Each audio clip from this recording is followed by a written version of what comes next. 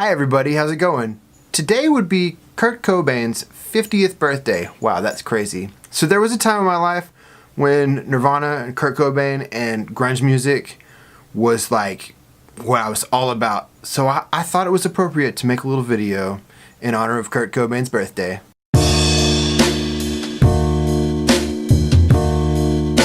So many years ago, when I was in 6th grade, I got a copy of Nirvana Nevermind. I was really into rap at the time, like Ghetto Boys and NWA.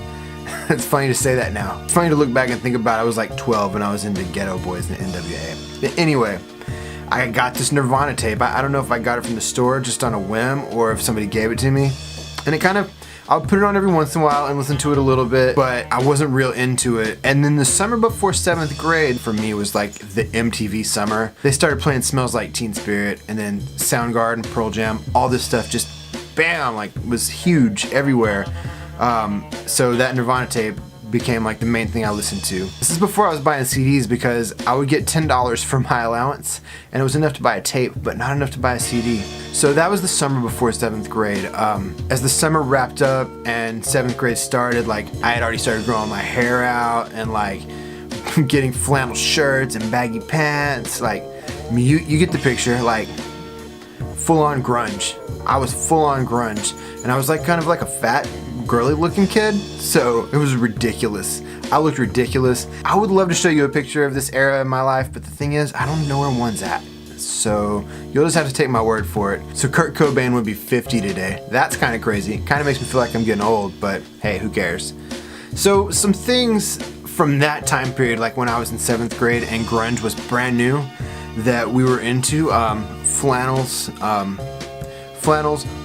white t-shirts. Black t-shirts weren't the rock t-shirt yet. It was white t-shirts. Cardigans, like, and sweaters, but not nice looking ones, like kind of funky ones. Baggy jeans. It wasn't crazy baggy yet. Jinko jeans came out later and they just took it too far. So anyway, the jeans were getting a little baggier. We were wearing army boots and Doc Martens, Converse All-Stars, skateboard shoes. Skateboard culture and grunge music culture just kind of collided, and at that point you were like into grunge and you were a skater, and it wasn't really defined as different stuff at all. I mean, it was like kind of a given that we all liked the same music.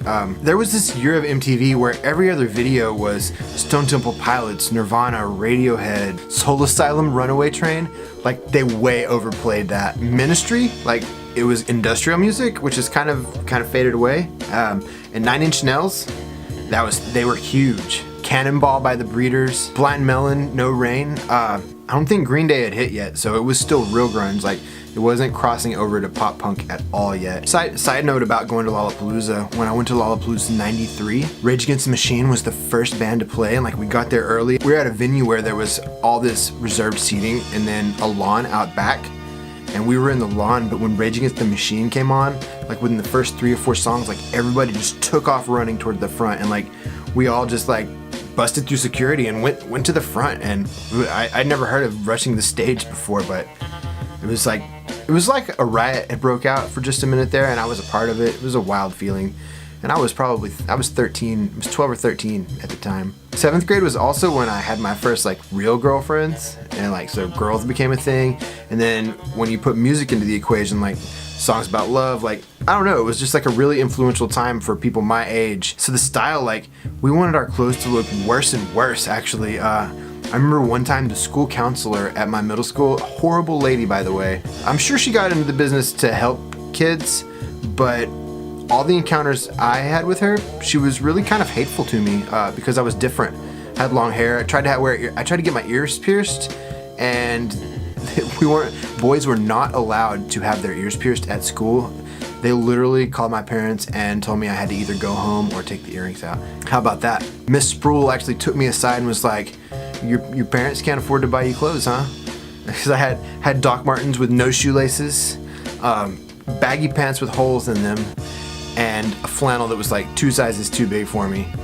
and I thought I was the coolest guy. I mean, I thought I was the coolest guy in school, and here was this lady like basically insulting me. And she knew what was going on. She knew what was going on. She was literally insulting me. So we'd walk around in like groups of kids through the neighborhood, like, and we were dressed like this, you know, so the cops would mess with us. Like, they would take us and like make us line up on the curb and like ask us questions just like, son, what's your name? What street do you live on? Like, so yeah, this is what it was like to be grunge. This is really the real deal, what it was like to be grunge. So time kind of went on. We got the summer after 7th grade into 8th grade, you know, toward 8th grade, the new Nirvana single, Heart-Shaped Box, dropped, and their new album came out. That was amazing. Stone Temple Pilots released another album. Pearl Jam put out like 2 albums. Counting Crows, Mrs. Jones and Me. That shit was way overplayed. That's one like that we liked, but we made fun of at the same time because it wasn't hard. Beck came out. The song, like, Beck was already out, but Loser hit the radio, and that was like a whole new, we'd never really heard stoner music before, and then there it was. So that was, but what really happened was Green Day, Longview, and Basket Case made it onto the radio and made it onto MTV. The beginning of the end of grunge was when Green Day made it onto the radio, and Rancid and Green Day made it onto MTV. People that were into grunge started to find out about punk rock, and that's the beginning of the end of grunge. So my mom drove me and a friend, a kid named Corey. Our dads played in a band together, and our moms are friends. So our moms drove us to Austin from where we live. They drove us like 3 hours to see Pearl Jam and the Ramones. And this was a turning point for me. I was more excited about seeing the Ramones than Pearl Jam. And for the previous 2 years, like, all I had cared about in the world was like Nirvana and Pearl Jam and grunge music. But I remember distinctly like going to Austin to see the Ramones and Pearl Jam, and I was wearing a Ramones t-shirt. By that time, I wore a leather jacket with like studs and spikes on it. Like, I had already like I had already gone to the dark side, I guess you could say. So that's kind of for me when I got out of grunge music, I got into punk rock, and it was a huge turning point in my life when I went from being grunge to being punk. I know this sounds ridiculous when I say it out loud as a grown-up, but it was a huge deal. I went from being grunge to being punk rock. So I had tickets, in '94, I had tickets to Lollapalooza, and Nirvana was going to play. And it was like the pinnacle of all awesomeness. Lollapalooza was going to be so great that year. And then Kurt Cobain died. Kurt Cobain, the leader of one of rock's most gifted and promising bands, Nirvana, is dead. And that kind of changed everything for grunge music. It really did. Shortly after that, punk rock like Green Day and Rancid started to hit MTV and the radio, and grunge kind of died. Also, bands like Creed and Bush that were like fake grunge, record label grunge, they got a lot of airtime on the radio because of like pay to play and record labels cheating the system. That kind of turned people off to grunge music. So by the end of '94, going into '95, grunge was dying, and heavier music and like punk rock was starting to be what was the cool rock music. So grunge kind of died out. I went to Lollapalooza '94.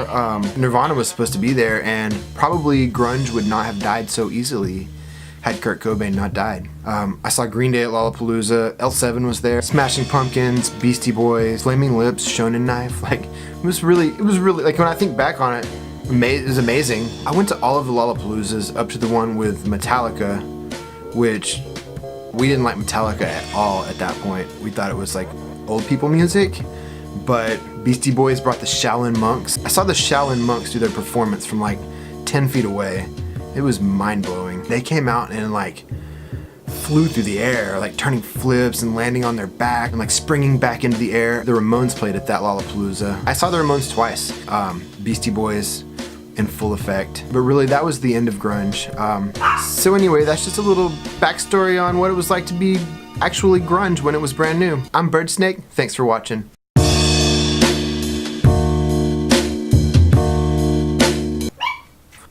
So anyway, that's just